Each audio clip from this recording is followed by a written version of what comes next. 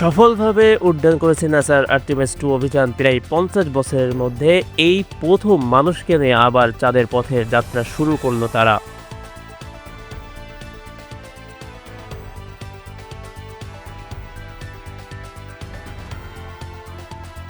ফ্লোরিডার Kennedy space centre থেকে শক্তিশালী SLS রকেট উড্ডয়ন করে। এর ভিতরে থাকা ওরিয়ন মহাকাশযানে আছেন 4 নভোচারী।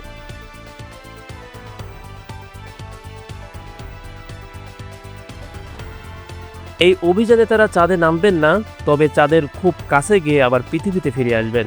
পুরা যাত্রা চলবে প্রায় 10 দিন। নাসা বলছে ভবিষ্যতে মানুষকে আবার চাঁদে পাঠানোর জন্য এটি সবচেয়ে গুরুত্বপূর্ণ ধাপ।